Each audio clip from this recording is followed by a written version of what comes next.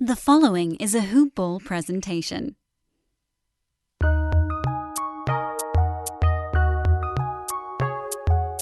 Welcome to the Fantasy NBA Today podcast.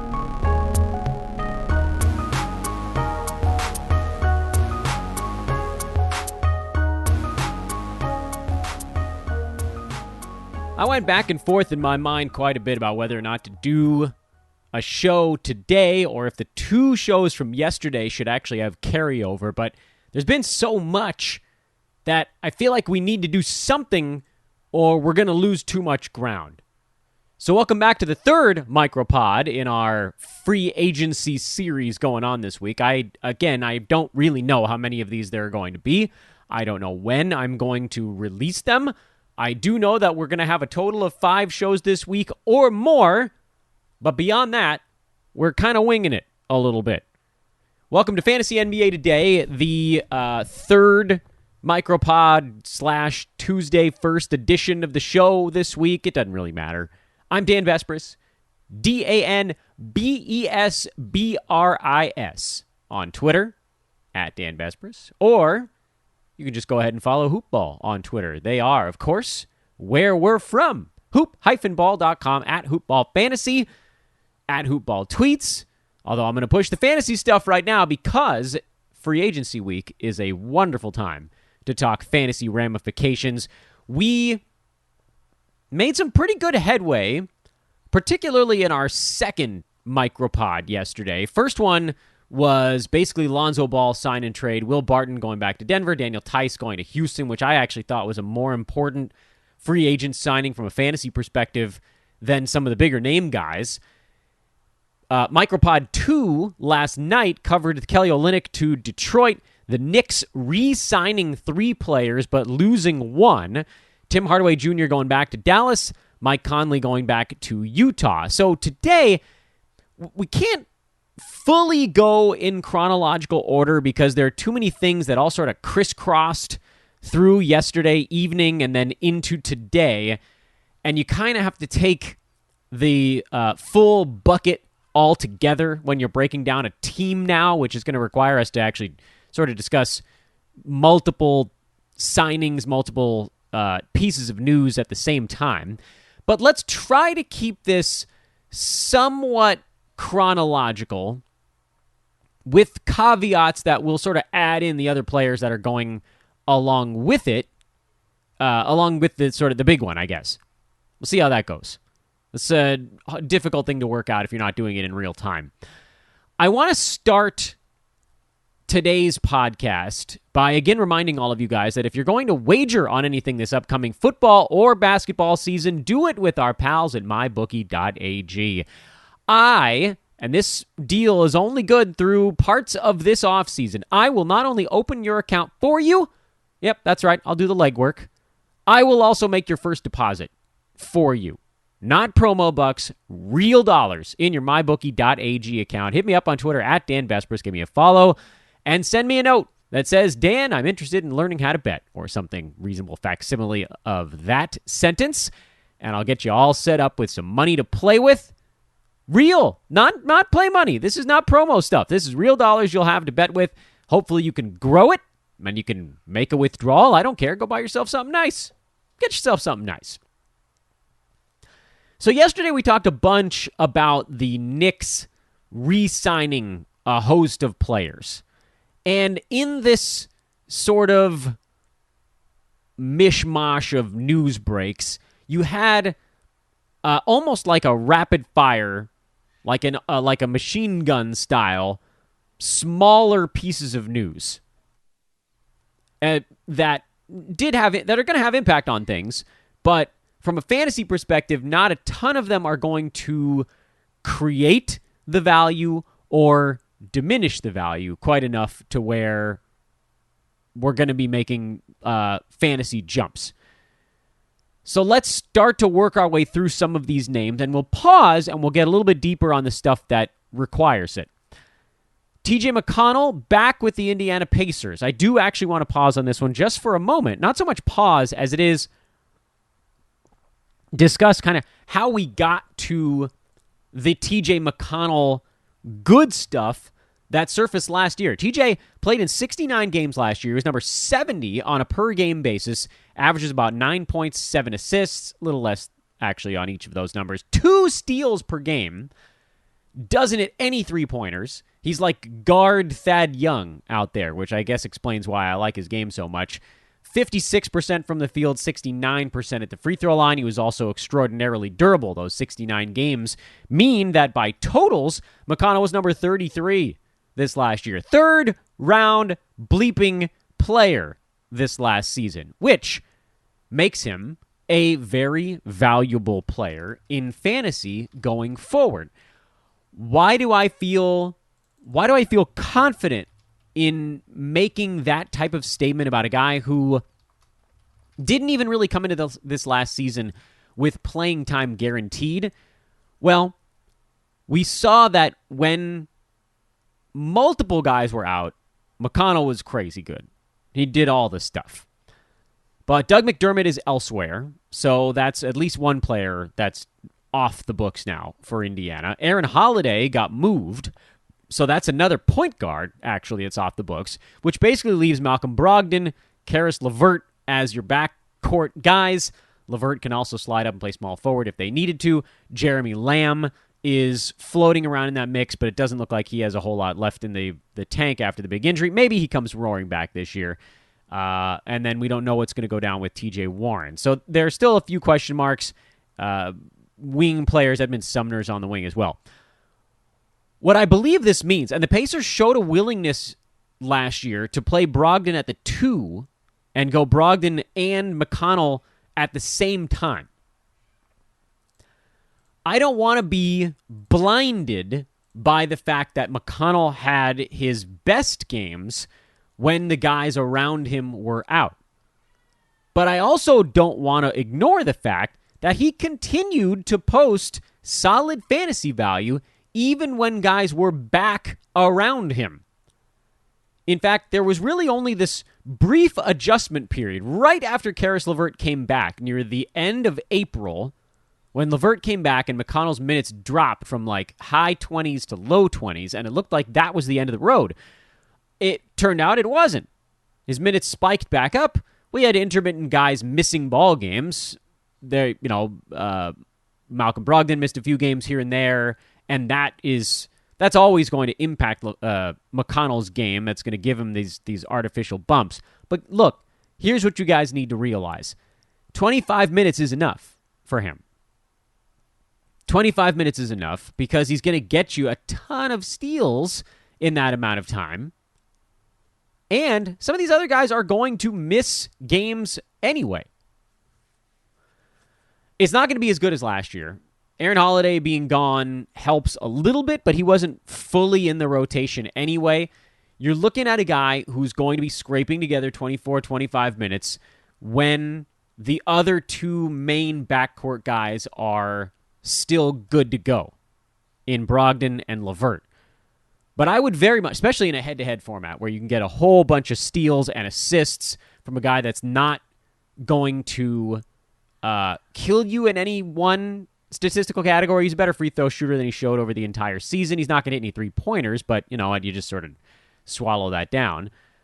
Is he going to be top 70 on a per-game basis again this year? Probably not, barring another decent injury to Brogdon or LeVert.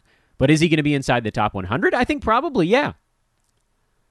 So in Roto, upside is there, tied a little bit to whether or not the other guys on his team stay healthy during the season. And in head-to-head, the upside is there because of, again, durability. When teams have needed him to play, he's been good enough to do it. In fact, over McConnell's 6 NBA seasons, he's missed in order from his rookie season to this most recent one, 1, 1, 6, 6, 1, and 3 games. He's a durability monster. And we saw it this season. It all kind of came together for him where he got to play some minutes. Kind of like his second season in Philadelphia. This was pretty similar to that. Scored a little bit more, and that made a pretty big difference for him. But the steals have always been high for him. That's his thing. And if he's going to be out there for 25, 26 minutes, he's going to get you 6 assists, and he's going to get you 1.5 or more steals per ball game. There's a lot to like about that, and I think a lot of people have already written him off as kind of a one-hit wonder because of the injuries suffered around him, trades, things of that nature in Indiana. I think people have written him off as a guy that's not going to be able to come back and do it again next year. I think he will, even though he now got paid. Especially at the beginning of a season. That's when everybody's really trying. He wants to win.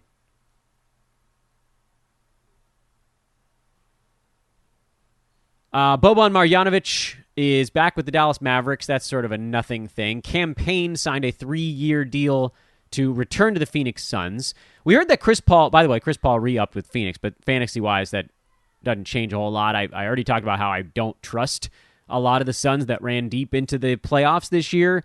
Particularly the older guys are looking at probably a slow start to the season with this truncated offseason again. So maybe that means Campaign has a game here and there where he steps in for Chris Paul, has a decent one, but overall that one's sort of kind of a nothing.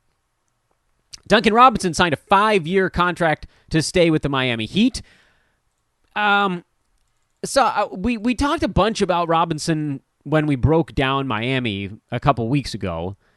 And I feel somewhat similar about his outlook going forward, if maybe even a tiny bit worse, because Kyle Lowry is on his way in, and I can't imagine that helps Robinson's usage, although Kendrick Nunn is gone, so that's 12 shots that are off the board. Victor Oladipo, we don't know what's going on with him, but dude can't stay on the floor anyway.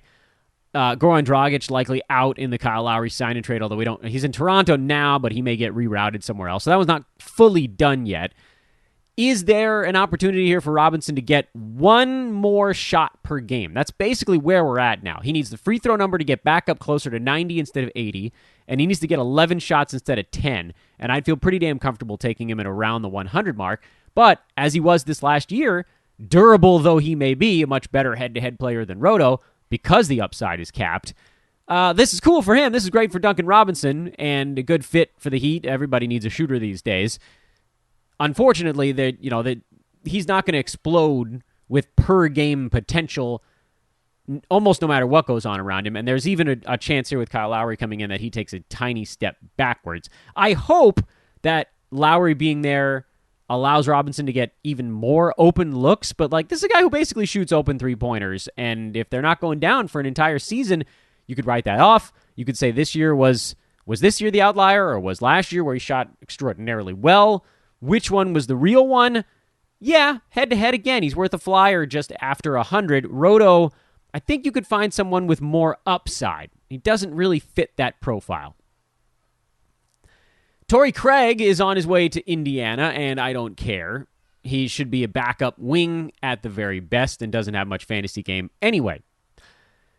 Doug McDermott is headed to San Antonio to join the Spurs. We talked just a second ago about how he's no longer with the Indiana Pacers.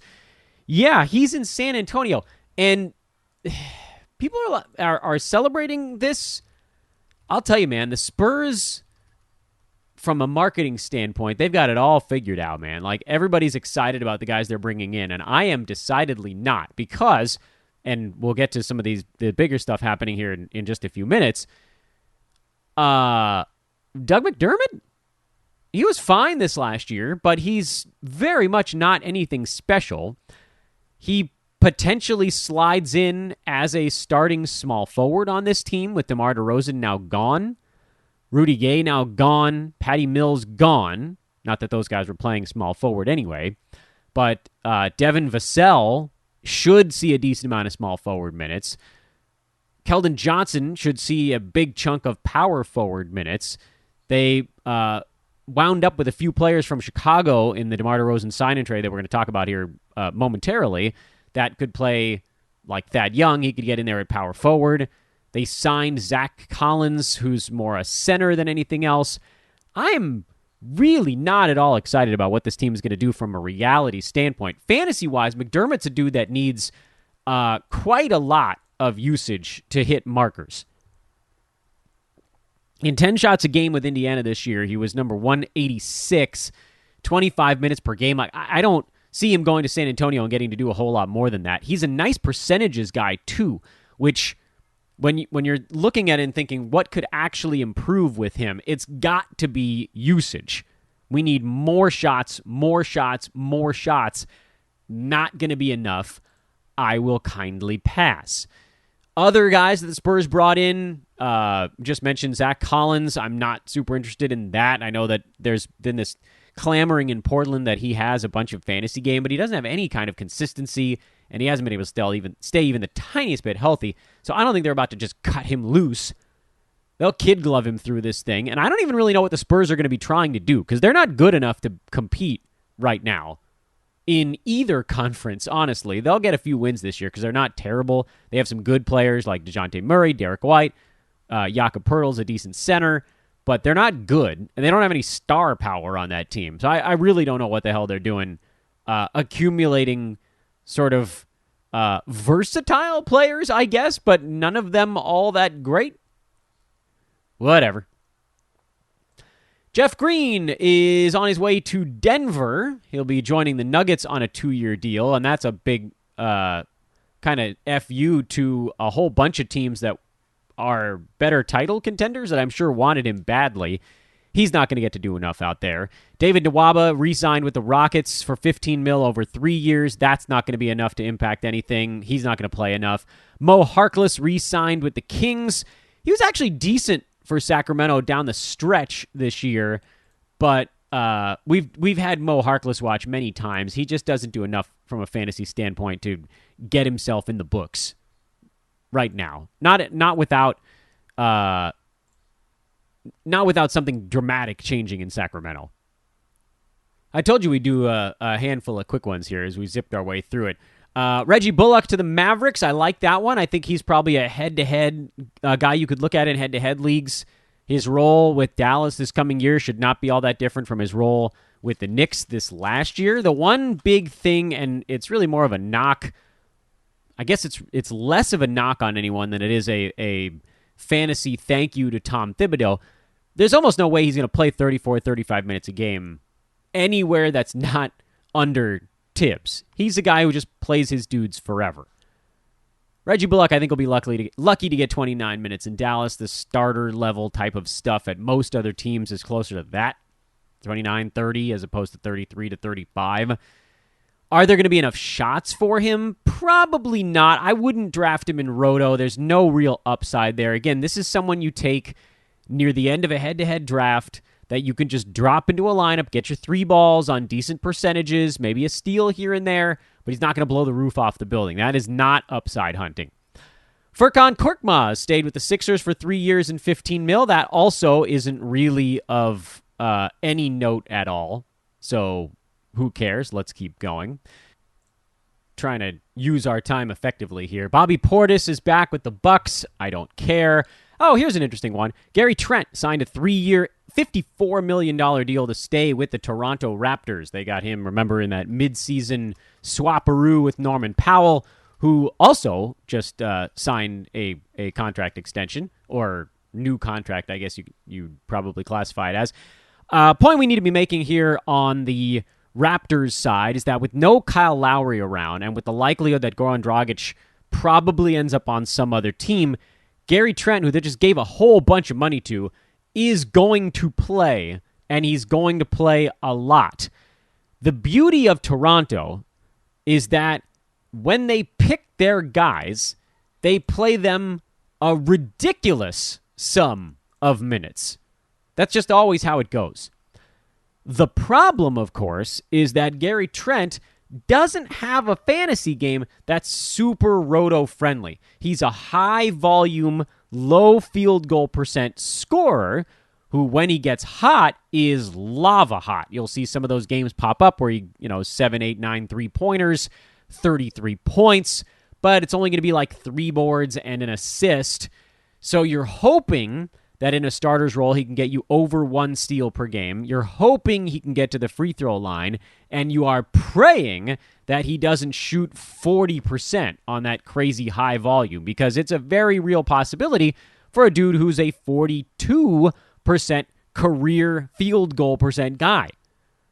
He took a lot of shots in Toronto this year, 15.5 with the Raptors on 39.5% from the field. So there's a lot of room for Devontae Graham-style downside, but none of the assists, which makes Gary Trent a much better option in points leagues than category leagues. But with him getting this big money contract and likely to get a pretty large role with the team and take a whole bunch of shots, you kind of have to swing for it.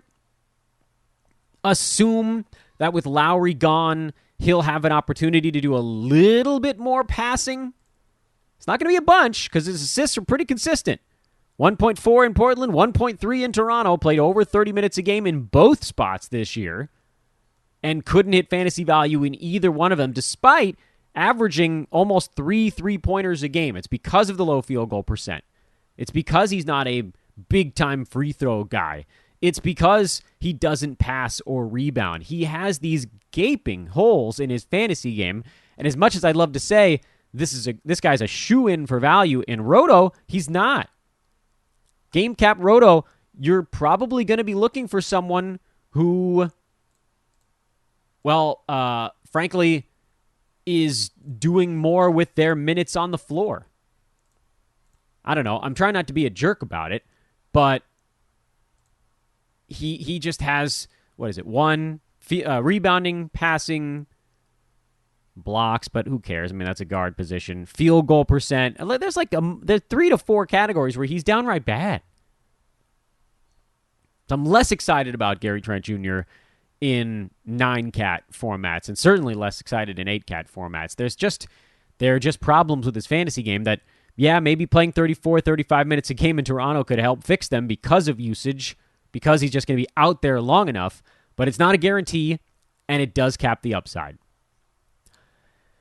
Alex Len went to Sacramento. Nobody cared. Mike Muscala re-signed with the Thunder. Nobody cared. We already talked about Zach Collins. I'm not in on him. He'll play a little bit, but I'm not about to take a flyer there. Trevor Ariza to the Lakers. Wayne Ellington to the Lakers. These are Dwight Howard to the Lakers. Solomon Hill back to the Atlanta Hawks. JaMychal Green and Jeff Green, both with the Nuggets. Neither one of them likely to have much in the way of fantasy value. Evan Fournier, he signed just a smidge. I think we finished up with him yesterday. Or we didn't finish up. I think he was the guy I said we would start with today, and then I completely abandoned that plan. Evan Fournier is now a member of the New York Knicks, and they gave him a chunk, a 4-year deal worth close to $80 million, which tells me a couple of things. It tells me, number one, they're willing to cut him loose. They're willing to let him play. And all the hopes we had yesterday of Alec Burks seeing enough playing time to make an impact, pretty much gone. About as fast as they appeared. Gone as fast as they showed up. 2, it's going to cut into guys like R.J. Barrett and Julius Randle and Derrick Rose, because they're just going to have another guy on the team who's a good offensive player. Fournier, in this total rat bleep of a year, played only 42 games, had COVID, was injured, his knees, his back, all this stuff, still was inside the top 85 on a per-game basis, and Tibbs is going to run his ass into the ground. He'll play him 34 minutes a night. That's over a 10% bounce over this season where he played 30. Fournier is someone I think we need to be targeting in fantasy drafts this year. I really do believe that. He's been on the Dan Besbris old man squad for a decade straight at this point. But now it's time for him to shine. When he's on, he's on. He actually looked great with Orlando this season when he was briefly healthy. With the Magic this last year, taking 14 shots a game, he was at 20 points, 3 boards, 4 assists, a steal, and almost 3 3-pointers a game on 46% from the field and 80% at the free throw line. He's actually had plenty of seasons where he's been better than that at the foul line. I don't know.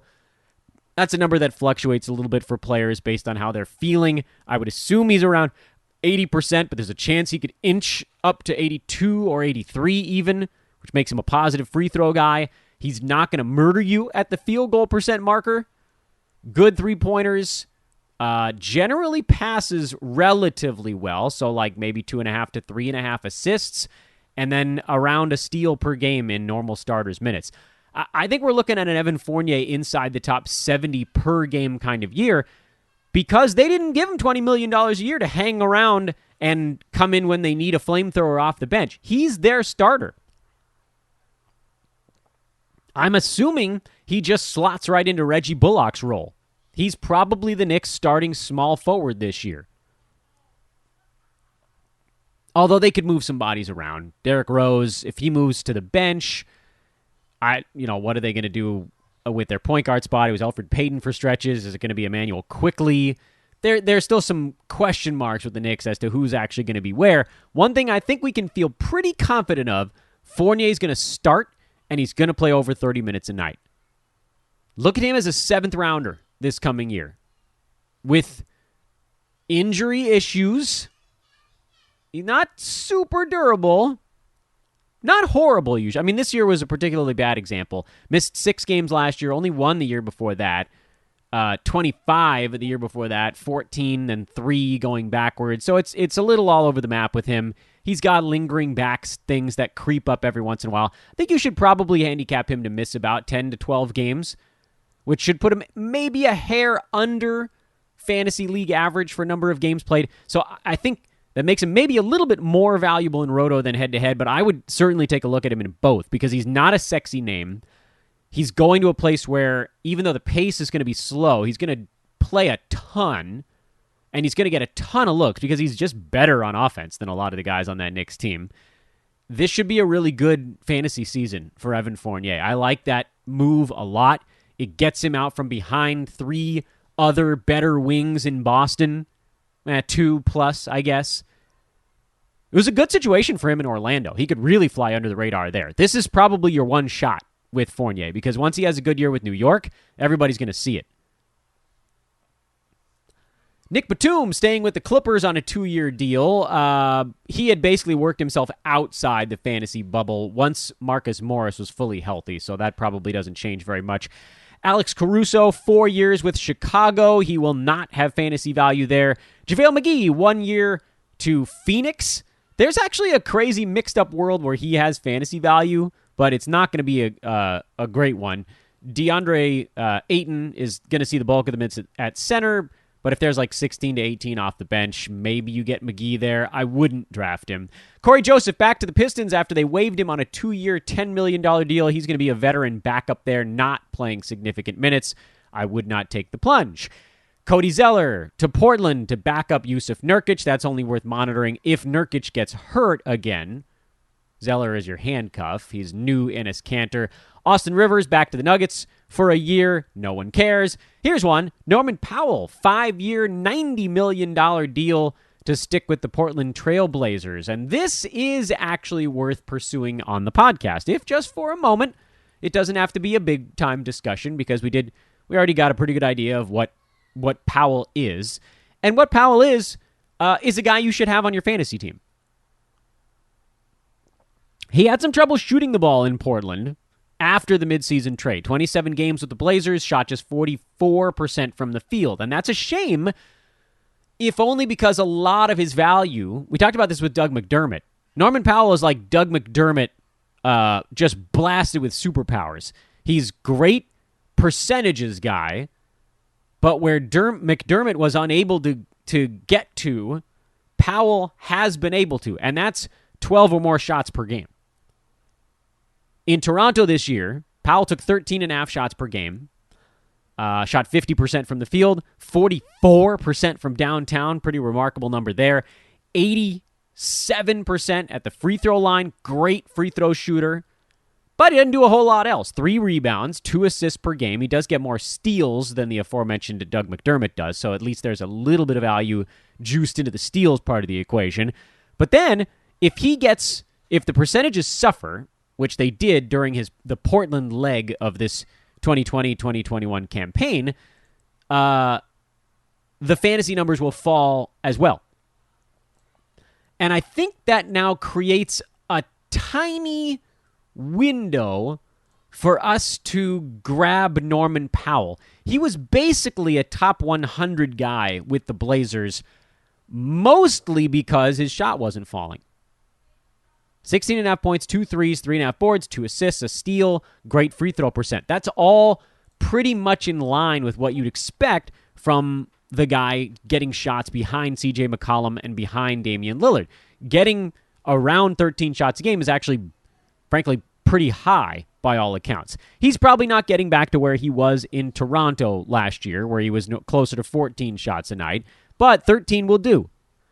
Honestly, even a little bit less than that might do, provided the field goal percent comes back up where it was in Toronto each of the last 2 seasons, which is 49% or higher. And there's reason for optimism because in the postseason this year with Portland, they didn't have that many ball games, so limited sample size, he shot 50%. 17, 2 and 2 with about a steal. He got a block a game in the playoffs. You're not going to expect that to continue. Took fewer three-pointers in the postseason, and frankly, I'd be okay with that if the field goal percent is back up where it needs to be. So Norman Powell, not a giant upside guy again, unless someone like a McCollum does get moved for Portland this offseason. But Portland, I don't know, man. I don't see how they can just run it back the way they had it. They have a decent starting 5. Dame, CJ, Norm, Rocco, Nurk. That's solid. A lot of offense there. One defender in Rob Covington. Powell's okay, I guess, on that end of the floor. Not great. I just... There's a stagnation fear that sets in, but that also might be part of the upside built in with Powell. If anybody gets moved, it's probably not going to be for someone who takes as many shots as CJ or Dame. I don't think Dame's getting moved, but McCollum might. It remains to be seen. Still zooming along through the names on our list. Man, I've lost my place. Son of a gun. Where were you? Oh, Trey Lyles is going to the Pistons. Who cares? PJ Tucker to Miami. That's not fantasy relevant. Gorgie Jang to Atlanta to back up Clint Capella. Garrett Temple's deal with the Pels is $15 million. Nobody cares. Devontae Graham to the Pelicans. We mentioned him in passing on yesterday's show. He puts a pretty fat lid on the Kira Lewis, Nickeil Alexander-Walker thing. I mean, you're looking at a bit of an issue there on the Devontae Graham front. I don't think I'm drafting any of the guards on the Pels at this point. And I know we talked about it a bit on yesterday's second show, so I don't want to waste? No, I don't want to use any more time on that here on today's. Blake Griffin is going to be staying in Brooklyn for another year, and this is actually worth monitoring because part of Blake Griffin's value late in the year jumped anytime guys were out, and that's going to happen from time to time this coming season also. Well, Griffin was actually pretty close to fantasy value towards the end of the year and only about 23, 24 minutes per ball game. If Kyrie Irving, Kevin Durant, and James Harden are all healthy, there's almost no way anyone else on this team can walk into fantasy value. There's almost no way. There aren't enough shots, and the other guys on this team don't have the fantasy game to create value without shots, other than Nick Claxton. He's the only guy on the roster, besides the big three, who can have fantasy value in a low minute count. Everybody else needs a bunch of minutes or a bunch of shots. Claxton's the only one that might not need as many. Maybe he plays his way into more this year. I'm not banking on that either. So Blake Griffin, pass, unless you think someone's getting hurt, which they probably will. I still don't think it's going to be enough. I don't know how they could possibly roll Blake Griffin center full-time out there. I guess there's a wild universe where maybe that happens, but I wouldn't bank on it. That's a roll of the dice. That's an end of your roto draft, like pick 180, take Blake Griffin, see what happens kind of thing.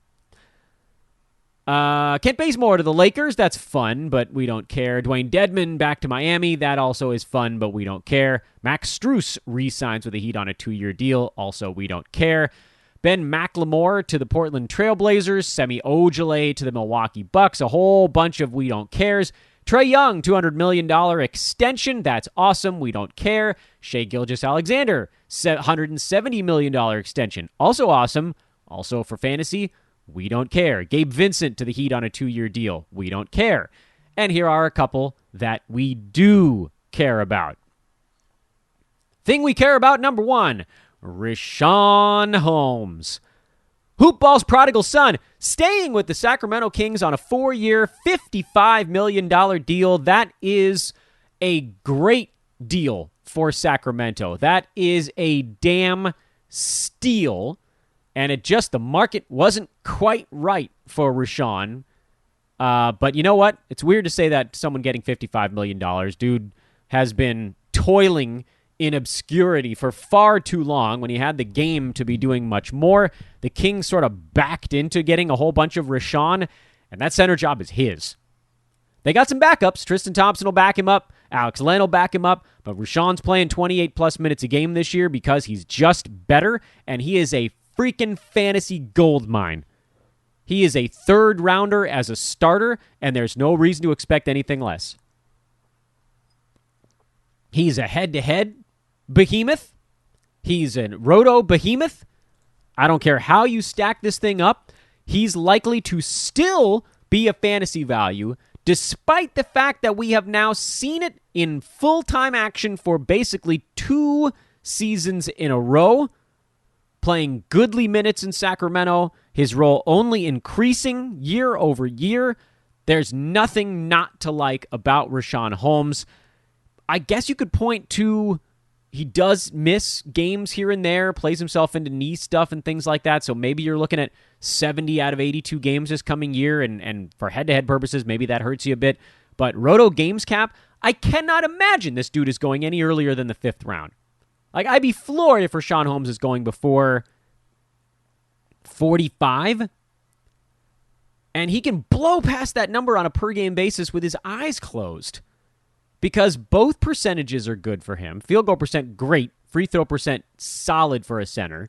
He rebounds, he blocks, he scores, he doesn't turn it over. He's a gem.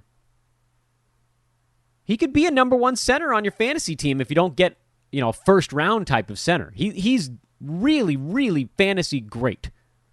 Loses value in 8-cat, loses value in points leagues because his percentages are so good and they're less interesting. But 9-cat, Richaun Holmes to the moon, friends. He'll make all of our lists because I don't think people still have caught up. I don't know how, but I don't believe it. People still are skeptical after all this time. Otto Porter is joining the Warriors on a minimum deal. I want to convince myself to care about this one, but I'm not going to, because at some point Klay Thompson is going to be back and going to be healthy, and there's just not going to be enough. As our good friend Aaron Brewski likes to say, there's not going to be enough meat on that bone. What's left? Steph, Klay, Dre, Wiggins. If they're trying to get Wiseman more involved this coming season, Otto Porter's not going to get enough time, and his body just won't hold up. So as much as I'd love to put him on an old man squad, nope, we will kindly pass. So that one was one that maybe looked more interesting than it actually was, but here's one that actually is interesting, and that is Spencer Dinwiddie is nearing a deal that would send him to the Washington Wizards. I don't believe that this one is fully done yet, but we are going to handicap it on today's show as though it is. This is basically as great a situation for Dinwiddie as you could possibly imagine. He's going to a Washington team that just lost Russell Westbrook and has basically a usage void next to Bradley Beal. A bunch of guys that are not accustomed to doing a whole bunch of things with the basketball. One guy, you might argue, in Rui Hachimura that has inklings, I think, of wanting to take more shots, wanting to be a bit more involved, but not an initiator by any stretch of the imagination. So we have to compare what Dinwiddie's about to look at with probably, not this season, but the COVID-shortened year in Brooklyn when it was the Kevin Durant red shirt, Kyrie Irving basically sits out the whole year season. And Dinwiddie, who, mind you, has pretty big fantasy issues. He's a terrible shooter, 41% in his career. He's not good enough at the free throw line to where that can cover for the other one. He's basically average at the foul line. He doesn't get defensive stats, under 1 per 36, basically, in his career, or right around 1 per 36, and he's probably not going to play the full 36 minutes, not coming off a giant injury. But With Bradley Beal, the only other guy in town that's really looking at taking a bunch of shots, you could see Dinwiddie get back up to that 16, 17 shot mark this coming year in Washington. If this thing goes down, and then you're talking 20-plus points per game, 7 or more assists, that covers up the fact that he doesn't do much defensively. 2 3-pointers, bad field goal percent. He will be a points league monster this year. He will have his issues in 9-cat formats because the turnovers are probably going to be relatively high, which makes him bad at turnovers, bad at steals, bad at field goal percent, not good enough at free throw for a guy who's actually going to get to the line fairly often and could have an actual positive impact there if he could get it into the low 80s. If he gets traded to Washington, this is a guy who almost definitely gets drafted too early, but, well, at least in 9-category leagues, possibly because in points leagues, he could go, like you're talking about someone who could basically be top 50 in points leagues and might not break the top 100 in 9-category formats because of that horrendous field goal percent. But he's a big-time name to watch and a huge winner if indeed this thing goes down and completes itself. Sam Decker's back in the NBA. He signed with the Toronto Raptors, but we don't care. Rudy Gay is on his way to Utah to play some backup 4, and we don't really care. Nemanja Bjelica is going to Golden State. Don't care. Rodney Hood to Milwaukee. Don't care. Bruce Brown accepts the qualifying offer to return to Brooklyn. Useful as a waiver wire pickup if Kyrie Irving or James Harden or someone like that actually goes down. James Johnson to Brooklyn. Don't care. Andre Drummond now backing up Joel Embiid. Don't care. Taj Gibson back to the Knicks to play with Tom Thibodeau. Don't care. Robin Lopez is going to Disney World. And I assume he'll be playing with the Orlando Magic at some point in that mix as well. Nope. Abdel Nader, Phoenix. Nope. Patty Mills to Brooklyn. Nope. Didi Lusada to the Pelicans. Nope. Steph Curry, 4-year, $250 million extension. That's great for him, but again, doesn't really matter. Lakers added some more veterans. Carmelo Anthony, the younger guy, Malik Monk, also not super relevant. And then the big one that, Lakers also re-signed Talen Horton-Tucker to a 3-year deal. He's and brought in Kendrick Nunn. None of these guys is going to have value as long as LeBron James is around, but THT is a guy to watch as time goes forward. Lakers losing Markieff Morris. It sounds like he'll be going to the Miami Heat. So Lakers got none and gave away Keefe in any event.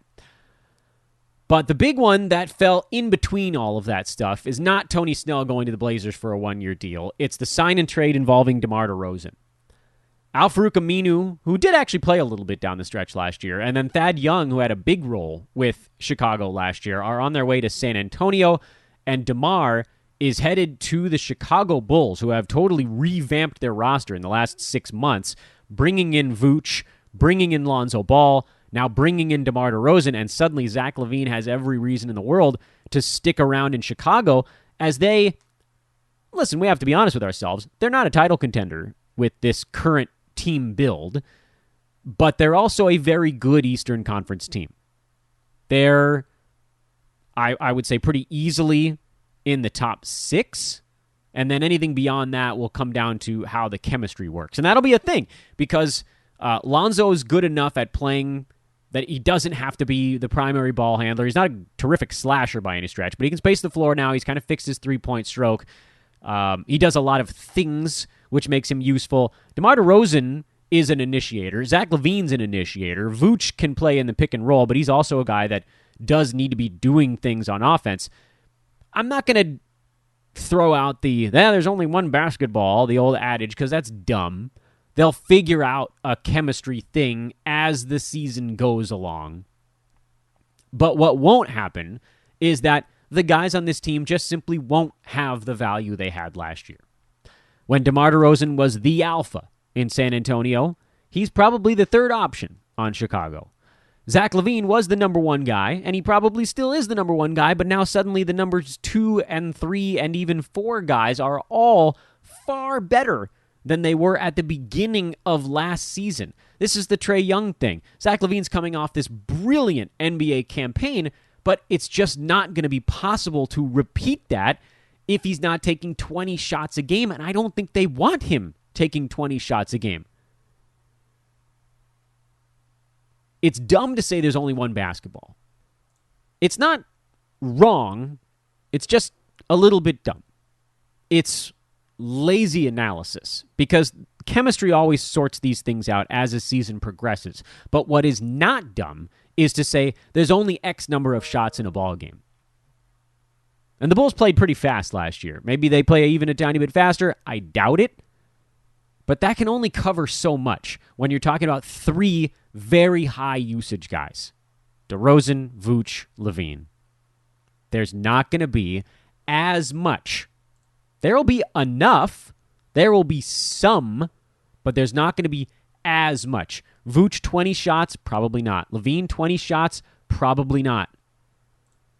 DeMar, 15 shots and 7 free throws? Probably not. Adjust all of these guys down in your rankings. Luckily, Vooch always goes way too low anyway, so he might even still beat his mark. And I don't have a clue where DeMar DeRozan's going this year, but this is a big knock. I'm assuming all three of those guys get overdrafted. LaVine definitely will be. DeMar, maybe. Vooch is the one where there's a possibility he might still not get overdrafted because he's just so quietly fantasy awesome that people never take notice. But what I am a little bit interested in is what kind of role can Thad Young carve out in San Antonio? He feels like he fits whatever they like to do out there so nicely. Not that they have all this magical playing time that's about to come about at the power forward spot, but Rudy Gay did leave, so perhaps he just kind of steps into those 21 minutes. Doug McDermott is a little bit more than a 3 than a 4. He's more of a 2-3. Keldon Johnson is the 4, most likely, 28 minutes at the 4. You could see Thad play 18, 19 minutes power forward. Maybe he gets 5 or 6 at small forward. And they're going to need facilitating on that team because they don't have much offense anymore.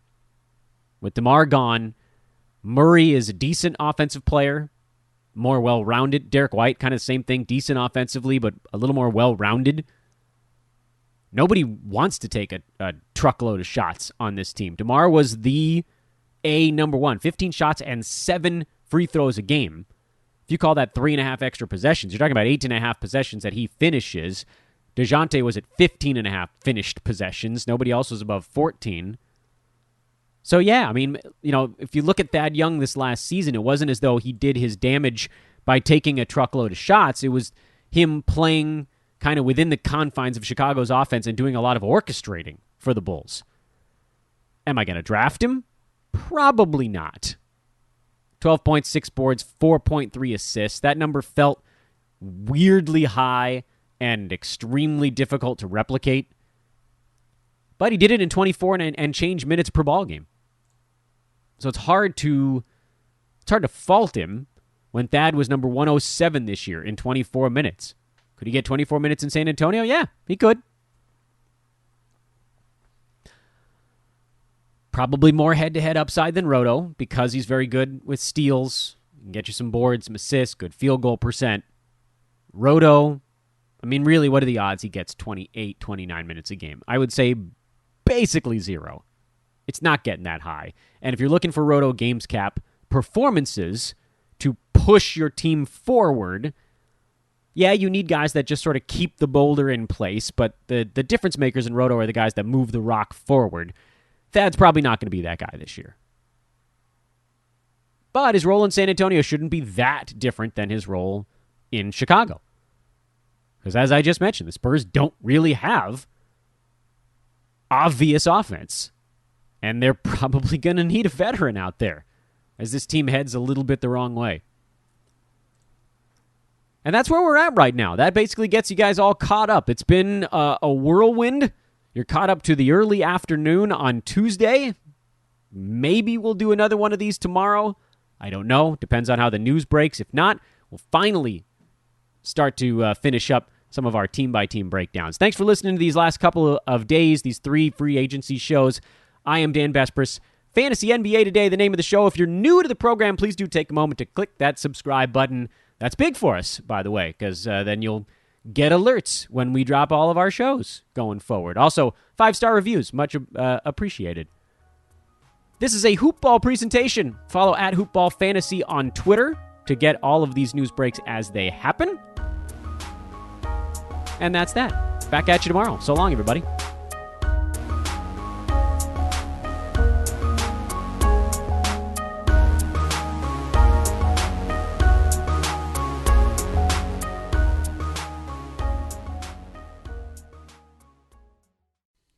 This has been a Hoopball presentation.